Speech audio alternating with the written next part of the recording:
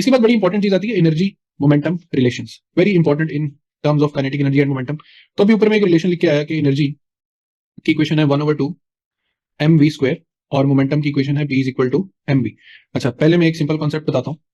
अक्सर एक क्वेश्चन आता है वो कौन सी वेलोसिटी है जिस पर काइनेटिक एनर्जी और मोमेंटम न्यूमेरिकली इक्वल हो जाते हैं।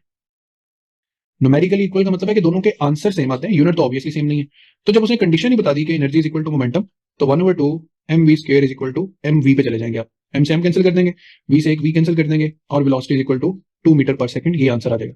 और इस इक्वालिटी को जहन में बिठा लें। वो आपसे ये भी क्वेश्चन कर सकता है वो कौन सी वेलोसिटी है जिस पर kinetic energy 3 times of momentum के बराबर होती। तो कुछ भी नहीं करना, बस यहाँ पे सिर्फ mv लिखा हुआ था, यहाँ पे 3 लिख के सॉल्व कर लेना, तो आपके पास कोई ना कोई वेलोसिटी जो है वो आंसर में आ जाएगी। इसके बाद मैंने ऊपर एक रिलेशन लिखा काइनेटिक एनर्जी और मोमेंटम का, that E is equal to p² divided by 2m। अब यहाँ पर जो मोमेंटम है उसकी इक्वेशन बन जाएगी √2 into mass into kinetic energy. अच्छा, मैं यहाँ पे कुछ बातें बताता हूँ। अगर मैं एनर्जी और मास का ग्राफ बनाता हूँ जिसमें मोमेंटम को मैंने कांस्टेंट रखा हुआ है, तो फिर मेरे पास एक इनवर्स रिलेशन का ग्राफ बनेगा, क्योंकि एनर्जी यहाँ पर मास से इनवर्सली रिलेटेड है, बट शर्त यह है कि मोमेंटम क्या हो, कांस्टेंट हो। अगर मैं एनर्जी और मोमेंटम स्क्वायर का ग्राफ बनाऊंगा तो वो एक स्ट्रेट लाइन बनेगा, बशर्ते के मास उसमें कांस्टेंट हो।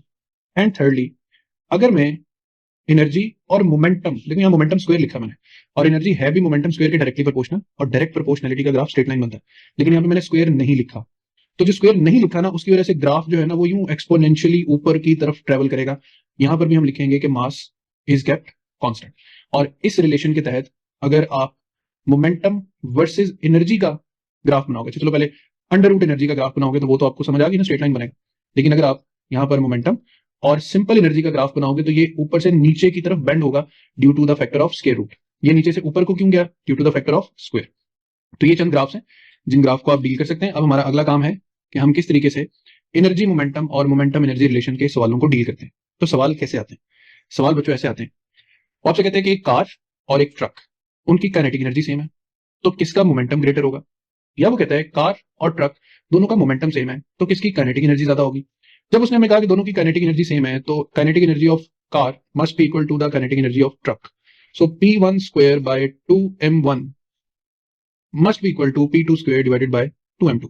2 से 2 कैंसिल हो गया। अब देखो p1 बाय p2 की रेशो √m1 बाय m2 के इक्वल आ गई। स्क्वायर भी खत्म कर दिया, मास की रेशो बना ली। तो यहां से साफ पता चल रहा है हमें कि जो मोमेंटम है वो directly proportional to the square root of mass है। स्क्वायर रूट से परेशान हुए बगैर देखो momentum directly related to mass है। अब दोनों में से मास किसका ज्यादा है, ट्रक का।